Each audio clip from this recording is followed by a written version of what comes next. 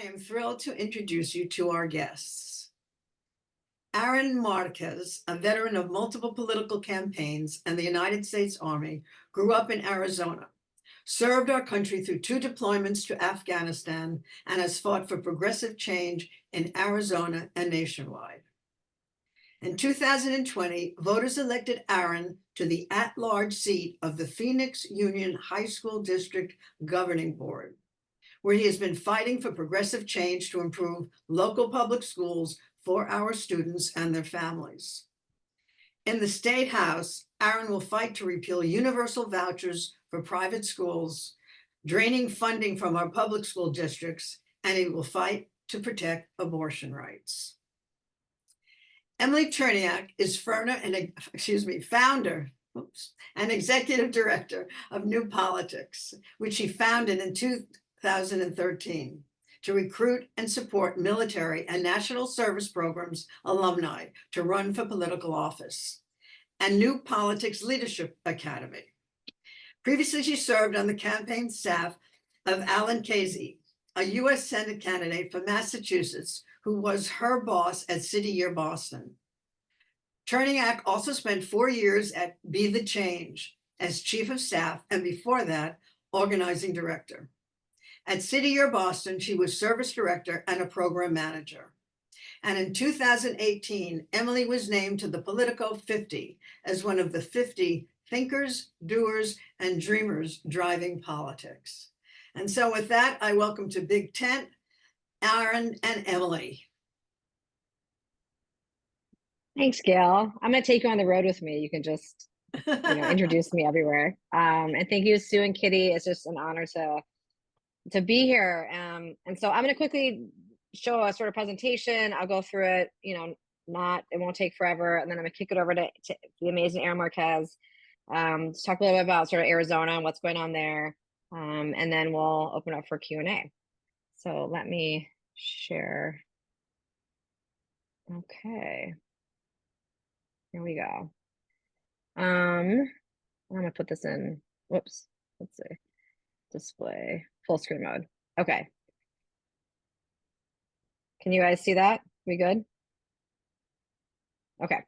So New Politics is the organization I founded, and our goal is to sort of, identify and launch a new class of leaders in public office called servant leaders. And these are leaders much like we have the same country over party, right? We're country first, community first. So Big Tent, and we have the same sort of narrative and messaging. Because we know democracy is at risk, and you all know this better than anyone. And we believe that it's one of the things that we need to change is the kind of leaders that we have.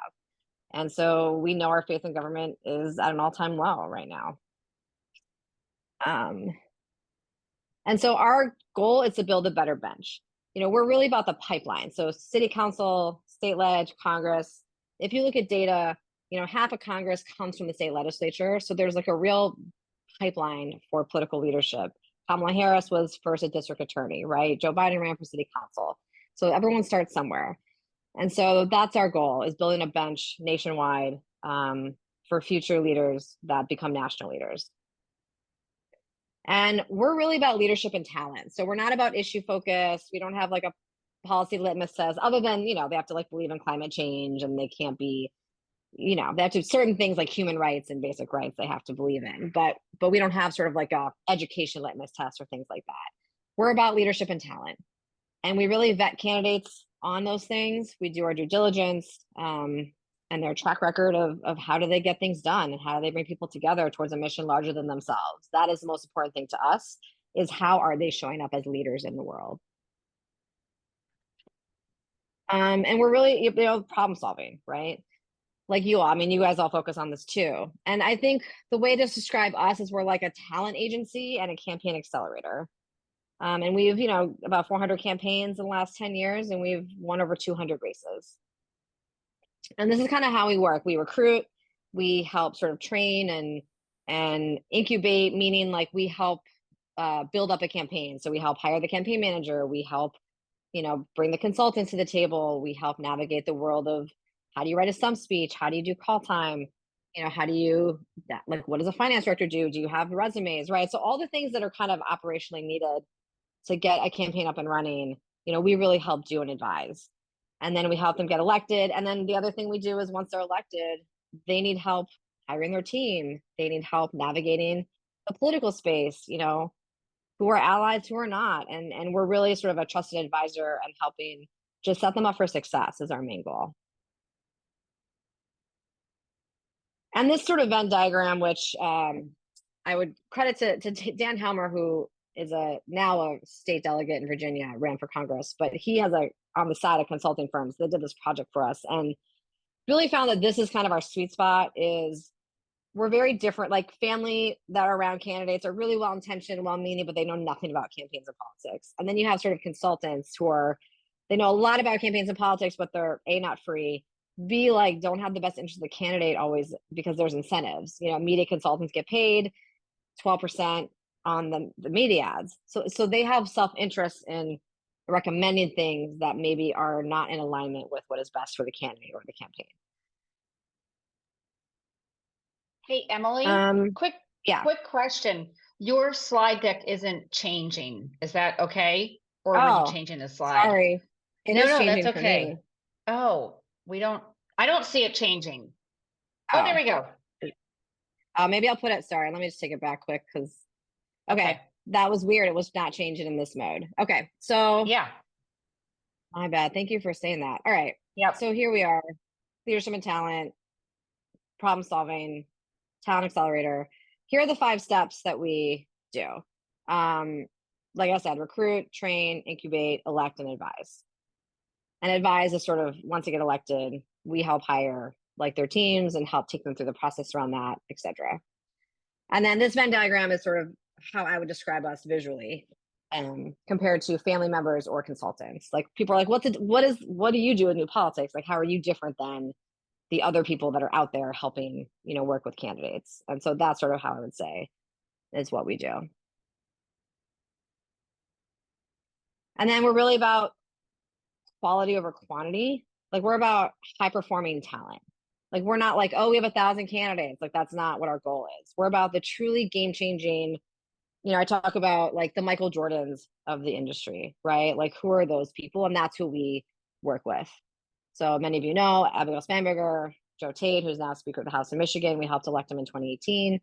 Alyssa Slotkin, as you all know, is now running for the Senate. We helped her in 2018. Here's our congressional cohort, are these leaders. We are bipartisan. But we are very anti-Trump. And so we had 2 Republicans that are now no longer, Mike Gallagher and Peter Meyer. Peter Meyer got taken out in a primary last cycle and Mike just retired. He just couldn't honestly take the toxic culture of the Republican Party right now. So we are hopeful that we will get new Republicans in a post-Trump era.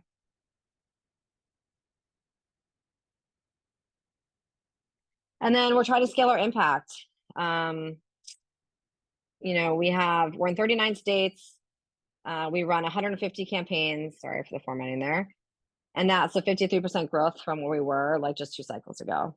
And our goal is to get to like 300 campaigns every cycle is kind of our goal for the next couple of years.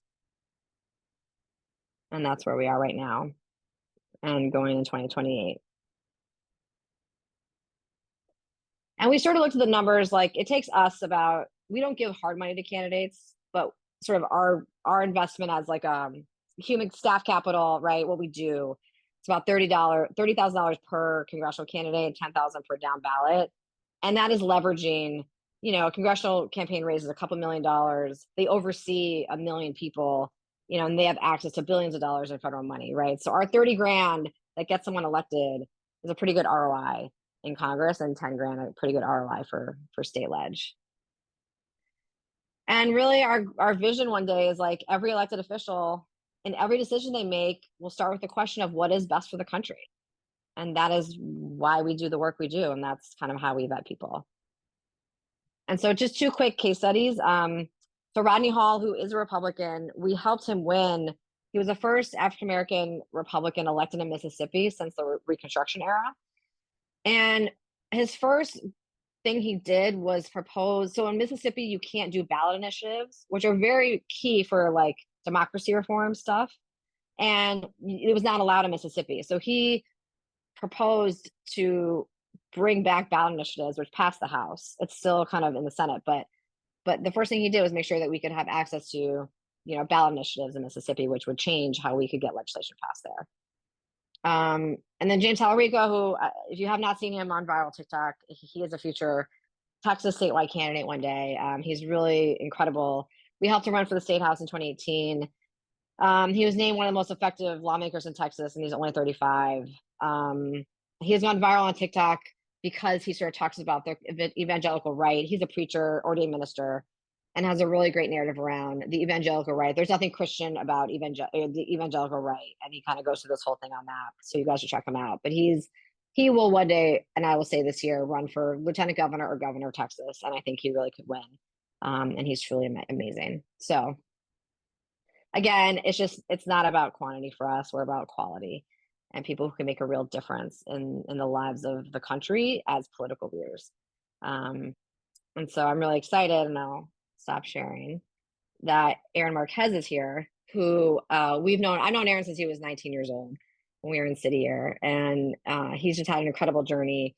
He's someone that, you know, I'm glad he's in politics. He should be in politics. And, you know, we've been with him since the early days of his political journey. So I'll kick it over to him. He's now, well, you're not technically a full state rep yet. I mean, you don't really have a general election because it's like a safe Dem seat. So Aaron is now about to be officially, he's won the primary, but he's a state rep and will be officially a state rep on November 5th. So kick it over to you, Aaron. Yeah, well, thank you. Thank you so much for having me here today. And, you know, happy to be here with Emily. As she mentioned, I have known her for over 20 years, since I was 19 years old. I'm a post 9/11 Army veteran, but I also like to say I'm a post 9/11 AmeriCorps alum, National Service alum.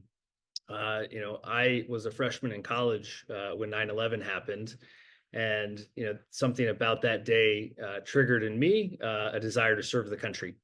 And I started talking to Army recruiters, but during the middle of all that, I discovered City Year, National Service AmeriCorps program, and ended up moving from Arizona to Boston, Massachusetts, and worked in inner city schools, running after school programs and service learning programs for middle school students.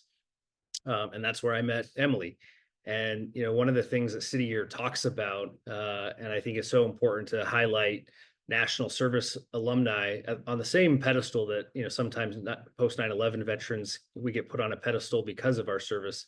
But I think whether you're in AmeriCorps or Teach for America or the Peace Corps, it's important for people that have served the country to think about a career or, you know, running for office at some point in their lives.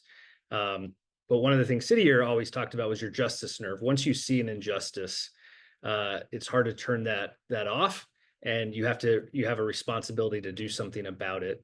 So both, you know, Emily are you know, worked with Alan Casey. He's somebody I consider a mentor. That's something that he said all of the time.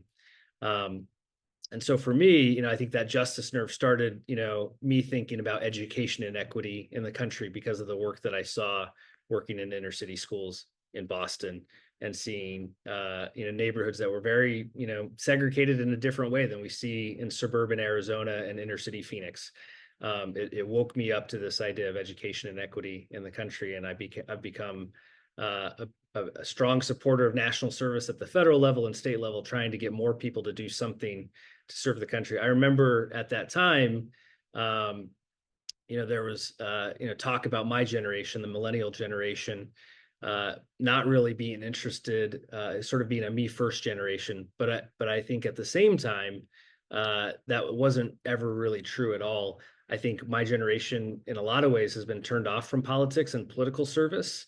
And they preferred to do things like community service. And I think the incredible thing that Emily's organization does is she finds these National Service alumni or AmeriCorps alumni and Army veterans from all walks of life, and helps them find a way to think about running for office and a way to think about it as a continuation of their service, whether it started out in the military or it started out through something like AmeriCorps. So after my 2 years of AmeriCorps, I did go back to college. I finished college in 2008, but I did feel like 9/11 was that sort of event in my life that got me to think about service. And I felt like at that point, I had seen so many people I went to high school with and college with join the military, and some of them didn't come home. And I felt like I had a generational responsibility to serve the country in that way too. So I've been in the Army Reserve now for over 15 years, since 2009. I'm currently a major in the Army Reserve. I went to Afghanistan twice. When I came home from Afghanistan in 2012, I thought I was ready to take my next step in national service and enter the political arena. And Emily was right there again to help me run for office the first time 10 years ago in 2014. I ran for state senate. Like most first-time candidates, I did not win. I lost. But I couldn't have done it without Emily and the team at New Politics 10 years ago. I still continue to serve in the Army Reserve and ended up back in Afghanistan in 2016. And I think my deployment in 2016, I tell people I was there during the end of the Obama administration and the beginning of the Trump administration. I was there the night that Hillary Clinton lost in November of 2016. And now we're just 50 days away, 49 days away, 48 days away from this election. I ask people to think about, where were you in November of 2016? And could you have done something else during the last 50 days of that election to make a difference? Because that election really did come down to the wire. We all know she won the popular vote. And races in Arizona just 4 years ago, we had a statewide attorney general race that came down to less than 400 votes. 4 years ago, Joe Biden won Arizona by less than 10,000 votes. This year, just July 30th, we had a congressional primary that came down to 39 votes. So races in Arizona are really, really close. It really matters what any of you can do from all over the country in these battleground states, whether it's sending postcards, text messages, phone banking, take a fall vacation to a place like Arizona. If you're willing to come out and knock on doors with us, it's so, so important.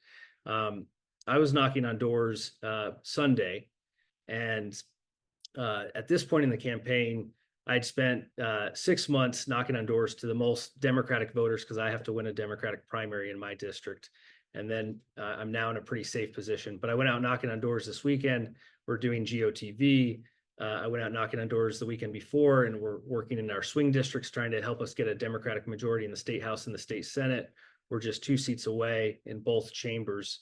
And this weekend, I knocked on the door of another veteran, and he wasn't on my list. I had a list of his 2 daughters in their 20s that were registered Democratic. And right away, this dad did not want to speak with me. He said, we're not about the Democrats. You can't speak with my daughters, and pretty much slammed the door in my face. So this phase of door knocking it gets a lot harder, because we're speaking to the people that haven't shown up and voted, or we're speaking to the people that we have to persuade to think about voting our values. And for me, those align with the Democratic Party and align with protecting our democracy and women's rights and public schools. But this dad who answered the door, he came and tracked me down 1 street over. I was already knocking on the next street, and he came to apologize. He said, "I'm sorry, I just found out, my aunt has cancer. I shouldn't have responded that way." And I said, "Hey, thank you for doing that." He said, "I'm part of the VFW. I know you said you were a veteran. I'd love to have you come speak to our group." And I said, "Hey, that means a lot to me, because at the end of the day, when I was in Afghanistan and wherever you were deployed, it didn't matter who was to the left or to the right of us. The only thing that mattered is that we're all Americans. We're all on the same team." And as divisive as our politics has become in the last 8 years, I think it's so important that we remind people of that. And I think that's, part of what the work is at New Politics, is that we can work across the aisle, across partisan lines of difference, to figure out how to get things done for the country. And I think getting things done for the country is something that happens in City Year, Teach for America, the Peace Corps, the Army, the Marines, the Navy. If people have served their country, I think we can find a way to get things done for the country. So I'm running now for state representative in Arizona. As Gail had mentioned earlier, the top priorities for me in this election are protecting public schools. I'm a school board member currently of the largest high school district in Arizona. Just a few years ago, before we had a Democratic governor, the Republicans in the legislature passed universal vouchers. Regardless of any income, anybody can take $8,000 and send it as a private school subsidy. And what we've seen in the few years that it's been in place is that over 70% of the families that are using the private school vouchers were already in private school and could already afford a private school. We also see, because of Trump's work at the U.S. Supreme Court level, Arizona reverted back to a pre-Civil War abortion ban in our state. So right now, our campaign is focused on passing a statewide constitutional amendment through ballot initiative to protect abortion rights as a constitutional right in Arizona. That's on the ballot here. But even if that passes, in the legislature, we've seen in other conservative states, Republicans go after contraception, and we've seen them go after IVF. So there's a lot of work to do in the legislature. I'm 41 years old, and in my lifetime, we've never had a Democratic majority in the state house or the state Senate. We do have a Democratic governor. I'm good friends with Ruben Gallego. I feel very good about our chances to win statewide here in Arizona, but the way they've gerrymandered the state, it makes it really hard to flip the state house and the state Senate, but we are 2 seats away. Since Vice President Harris has gotten into the race, we've seen polling that shows that some of our swing district state house and state Senate candidates are very much in striking distance. And these are in rural Arizona places like Pinal County or Casa Grande. As you drive from Phoenix to Tucson, we're trying to flip seats there. And then we're trying to flip seats in the Phoenix suburbs and exurbs in places like Chandler, Paradise Valley, and North Phoenix, going into places like Anthem, Arizona, on your way to Flagstaff. So we're really close. And like I said before, we've seen elections in Arizona come down to 39 votes. We've seen them come down to less than 400 votes. And Joe Biden just won Arizona by less than 10,000 votes just 4 years ago. So anything you all can do to send some support to Arizona, we very much need it. And I don't think it's hyperbole to say the future of our democracy needs it. So thank you so much for having me here today.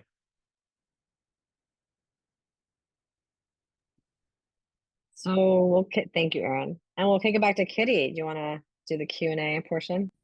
Yes, great. Thank you so much to both of you. I'd love to just sort of, since we've got both of you here, you can sort of just tell us what that partnership between New Politics and a candidate is like on the ground and throughout a campaign. I know you haven't won your seat yet, Aaron. So let's maybe just focus on the campaign structure that you provide, Emily, for a candidate like Aaron. Yeah, I mean, and even from Aaron's first race, at that point it was just me. Like we have a team, but it was just me and in the baby stages. But so every candidate gets a campaign advisor, and a campaign advisor is like the point person on call, emergency room, doctor style, like you can call anytime, and help navigate, like, let's find resumes for your campaign manager, what mail firm is good, like talk to a few of them, let's like decide what's the best fit for you, let's talk about your fundraising plan, let's talk about what's your messaging, and then, kind of help facilitate in a process to get a candidate up and running. What website do you need? And Aaron had run before, so this time, he it was less sort of intensive in the startup space, but generally that is kind of how it works, and being on the calls, the weekly calls of the team, and troubleshooting, and sometimes campaign staff needs coaching and development. When Aaron's campaign manager, was an intern with us, and we continue to coach and develop her as she is now in another campaign. So yeah, we're just here as trusted advisors and really helping in any way possible. There's really nothing we don't do, and so it really just depends on what the campaign needs. But those are some of the things that we have done with Aaron in his races. Yeah, I think Emily's Venn diagram does a pretty good job of describing the value add to candidates. I tell every first time candidate I meet, the hardest thing about being a candidate is distinguishing between good advice and bad advice, and people that are trying to flatter you, and people that are see you as a way to raise money or make money for themselves. And during my first campaign, this was sort of like the pre-digital era. We raised a lot of money, more than any first-time candidate in Arizona had ever raised, and we sent 18 pieces of mail. And I'm still pretty close with the folks that were my mail consultants, but probably that was too much mail that we spent during that campaign. And I think I think looking back on that race, there was probably some structural things about the person I decided to run against that made it just really hard to run. But I think that for first-time candidates, you have a lot of people telling you that you're the person that's, can win this unwinnable race. And you're the best thing since sliced bread. And, a lot of those people just want to make money off of you. And they're not always giving you the best advice possible. I think Emily's team and Emily herself, have given me a lot of really good advice that I don't think candidates can find anywhere else. Great, thank you. Emily, let's start at the beginning. 2014, there was one of you when you started. You've grown significantly over the past 10 years, and to go from 1 to 475 is quite a lot, and you've raised money. So sort of talk to us, like, how do you use what you've learned to sort of impact the organization you are now, and how do you allocate your funds in a way that helps you grow sustainably but support the program that you currently have? Because that's a lot. Yeah. So I, that's a multi question there. So Yeah, sorry. in scaling, I scaled slowly. Like, I've been doing this for over 10 years. And I think sometimes when people scale really quickly, I just think you make a lot of mistakes. So I grew really slowly, actually. And I myself had to learn and test the model, like even in 2014. Like, I mean, Aaron, I can't believe we 18 mail pieces. Like, I forgot about that. And I was like, oh God, I was like, oh my God. Now I would know. I didn't know what I didn't know back then. So I had to sort of become Alan Casey always said, become an expert in the thing you're trying to do. And so I had to first become an expert in campaigning. And I started campaigning in 2009, but it took me years to kind of learn enough to know what I know. And I'm still learning, but that I had to do first. And then we started out, we scaled. And then the next thing we built was a recruitment program, the leadership development training we do. Aaron knows Max Clow, who was at City, or who I recruited to build this leadership development program that no one else does in politics. And then we created the academy, which, we have several thousand alumni that have gone through our programming who are kind of in the pipeline for political leadership in some capacity. And then we kind of grew the candidate space. We have a team of campaign advisors. There's 5 of them now who have a portfolio of candidates. We've sort of figured out what their capacity is, how many they can take in a kind of chunk. And we've really been continuing to kind of develop and coach and train everyone on our team. We have 17 people on our team now, and that's divided between developing recruiting, developing programs for future servant leaders in whatever capacity they run for office, work on campaigns, want to work in government, just want to be a volunteer, right? Everyone can play a role. And then their advisors are the candidate track, and so candidates, and then our comm shop, which is helping candidates with their stuff and sort of telling the message and brand of the organization. So all of that is to say, I learn every day. I make mistakes every day. And I just try to keep having a growth mindset. If you've ever read the book by Carol Dweck, a growth mindset's really important in this space. So, yeah. How do you guys go about recruiting your candidates? Where do you go? What's kind of conversation you have? I'm sure other candidates are great. I'm guessing other candidates who you've run are great recruiters as well. Yes. Although I will say, and I say this with love, sometimes they don't always tell they rewrite the story of how they ran. So Seth Moulton, for example, was telling a candidate once, and I happened to be in the room with him. He's like, you don't have to start running until February of election year. And I was like, and I'm in the background being that is the worst, stop talking. And he kind of looked at me and be like, well, actually, maybe you should start earlier, but I'll let Emily, I'll pass the phone. You know what I mean? I was like, what are you saying? Sometimes they forget how they got elected. So yes, they're great at being excitable and telling someone they should run, but less about political strategists. Yeah. We're like an HR firm or a political recruiting firm. We get a lot of referrals. We source, we're about partner orgs. We'll kind of recommend people and send them our way. And so it's a lot of different, it takes a lot to recruit someone to run, to get them to yes, to sort of get them from the first conversation to yes, can take time. So once election day 2024 is over, you start to think about your bench for, there's elections obviously in 23 and in 24. Yeah, we're already recruiting for 2025. We have a Okay. director of I talent. mean, 25, that is, 25. Yeah, I know what you meant. Yeah, we have Yeah. a director of talent whose job is to sort of be full-time thinking about our bench, our pipeline, and, you know, getting people ready for 2025. So yeah. Wow. Okay. And then obviously at the beginning of the call, you emphasized the fact that you are pro-democracy. That's sort of one of your the bars that you set for the people that you recruit, like Big Tent.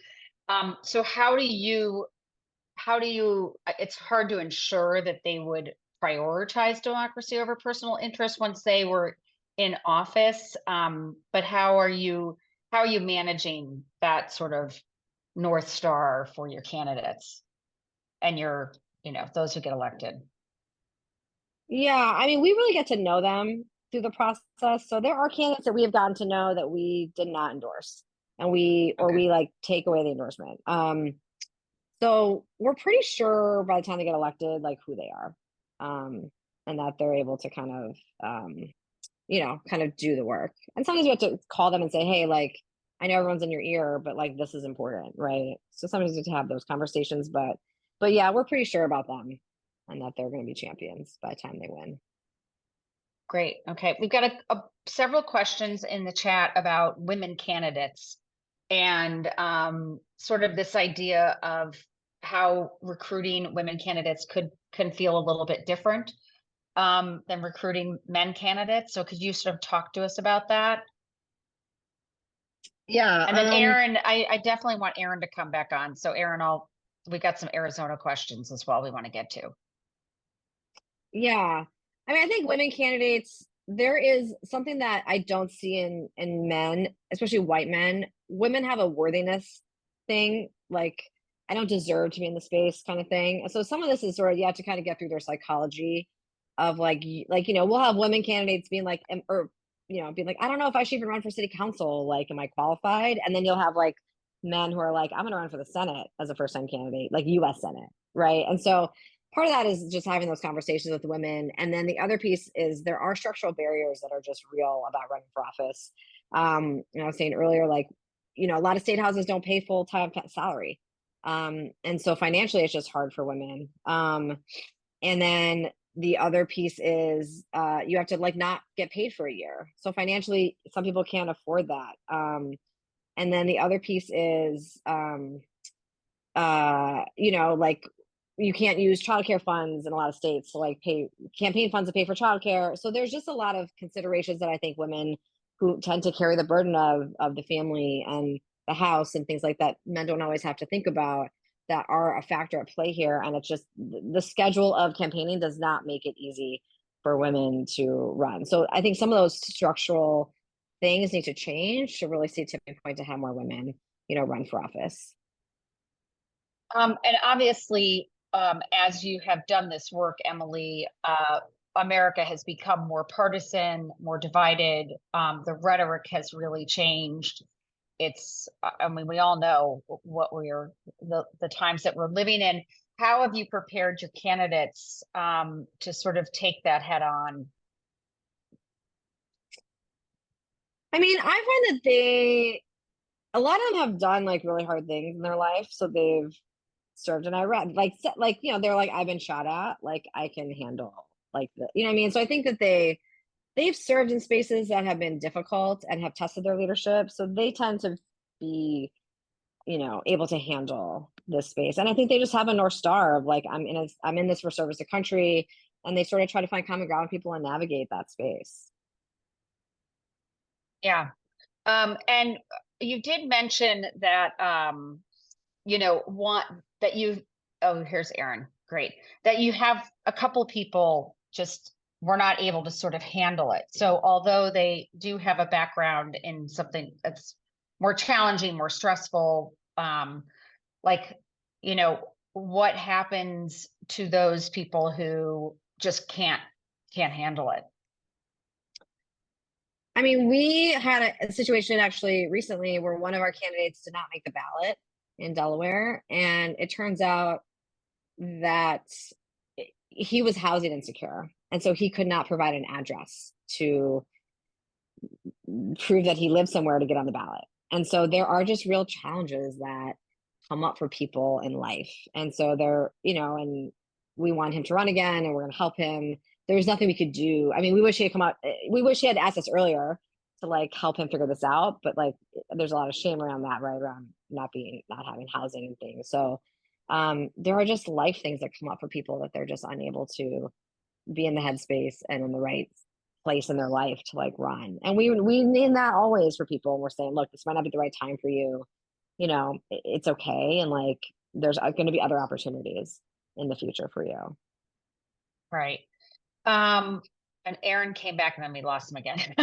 Yeah, so I'm here. You hear me? Oh, there you are. Sure. Okay. Yeah. Sorry, his internet went out. Yeah. Yeah. Yeah. And I saw Yeah. Gail had a question, I think maybe piggybacking on what Emily was just saying there about Yeah. low salaries in state legislatures.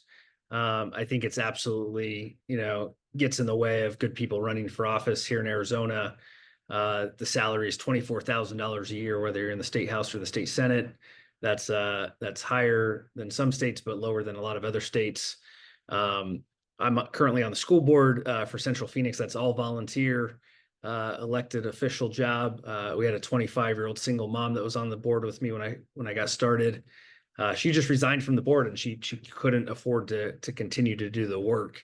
So I think whether you're a school board member or state representative, I'd like to see, at least in the state house, us get closer to the median income of the state, which would be somewhere between like, $48, to $55,000 a year. And peg it to the median income of the state, which, most people in our state can afford to live off of. And at the school board level, school board members are just working for free all across the country. And I think that means the folks and the voices you need on the school boards are not running for school board or state house because they can't afford to take time away from their families to make sure there's food on the table for their families to do this public service. Yeah. Aaron, we got a few more questions too, just about the state of the race in Arizona, which you have talked about. You're feeling confident you can flip the state house.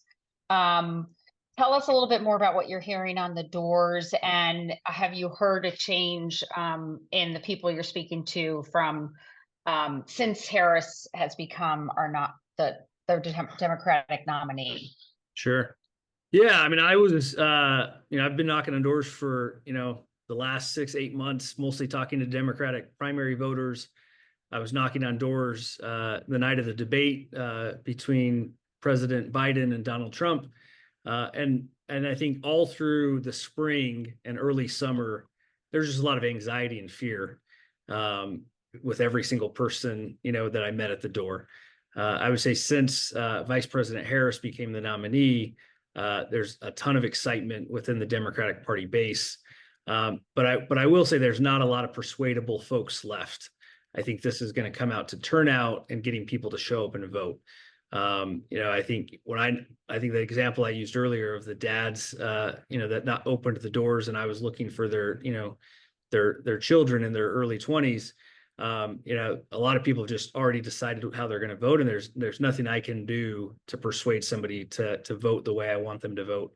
I think one of the things we're working really hard to do is making sure that people vote all the way down the ballot here in Arizona. We have some really critical races that, people in Arizona and maybe across the country are not thinking about. Our county recorder is the one that counts the votes.